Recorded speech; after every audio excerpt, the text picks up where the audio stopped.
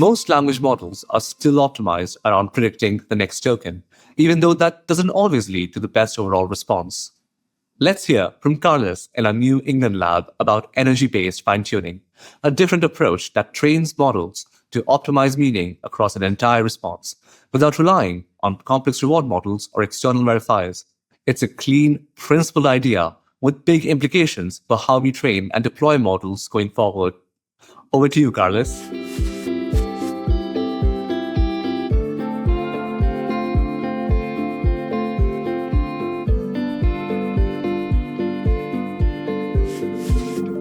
Hi, this is Carlos. I'm a senior researcher at Microsoft Research New England, and I'll be talking about energy-based fine-tuning. This paper is on training LLMs, so I'll start with an overview on pre-training and post-training of LLMs.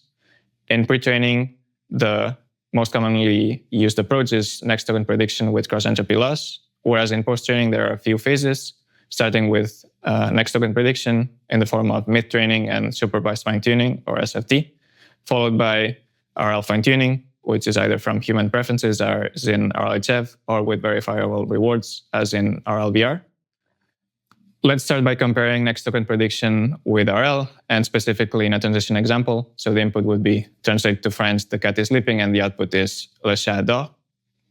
For next token prediction, what we do is evaluate the model for each of the tokens or words in the sentence, and each of those gives a contribution to the loss.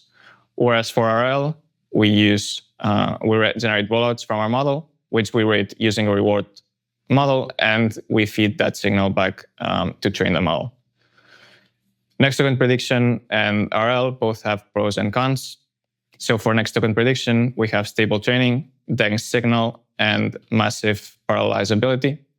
Whereas the cons are imitation bias or lack of diversity, distribution shift, meaning that we do not train on self-generated context, only on context from the ground truth. And for RL, the pros would be that there's less distribution shift because we're training on context that are generated by the own model, and there's explicit alignment.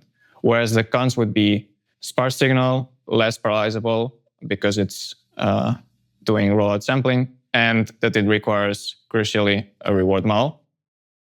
What we do is we find the middle ground. We want an algorithm which encourages diverse generations, is robust to distribution shift, has denser signal than RL, is more parallelizable than RL, and does not require a reward. So the idea that we have is let's use feature maps defined on sequences of tokens. And in a nutshell, we made a copy of the model that we want to train. We extract the activation values at different layers as our features. And with those, we define a feature-based moment matching loss, which we optimize by computing rewards. Then we use to train with policy gradients.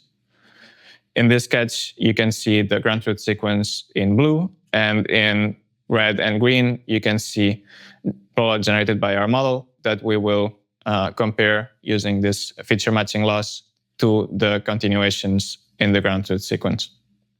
Let's look at the feature matching loss that we use. The feature matching loss is meant to measure how well the model's rollout distribution matches the ground truth distribution in an embedding space.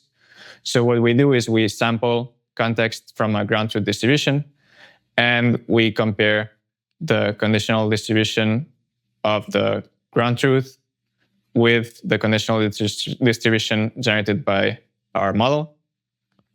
In practice, computing the expected feature of the ground truth distribution is intractable because we have a single instance for each context. So what we do is optimize the feature matching loss, which we can estimate from ground truth pairs CY. So as you can see, the only difference between the feature matching loss and the conditional feature matching loss is that we replace the conditional expectation with respect to P by just the instance of CY that we have access to. And luckily, the gradients of the feature matching loss and its conditional version are the same, so we're not losing anything by doing that. Next, let's look at a sketch of the whole algorithm. Given a context C, in this case, the kids were excited because, and the ground truth completion Y, it was the last day of school. We feed those we feed the context to a generator, which is the model we want to train. And we obtain a few completions. The summer break was starting. the circus was in town, the weather was nice. We feed the context and all of the completions through a feature network and obtain the corresponding feature vectors, which we then use to construct the feature matching loss and unbiased reward estimates, RJ, that we then use to perform a policy gradient update on the model. Next, let's look at how eBFT compares to the baselines SFT and RLVR in practice. eBFT achieves better cross-entropy loss than SFT and RLVR without directly optimizing for it, even though SFT does optimize explicitly for cross-entropy loss. And eBFT achieves better downstream performance than SFT and comparable to RLVR without access to correctness rewards. In this case, that would be coding correctness, while RLVR does use those kind of rewards to work. And lastly, the feature matching loss that we use in eBFT correlates with the cross-entropy loss, but measures long-range calibration instead of single token calibration like the cross-entropy loss does. These observations hold not only on QA coding, which is the setting I was showing before, but rather also in unstructured coding and in translation.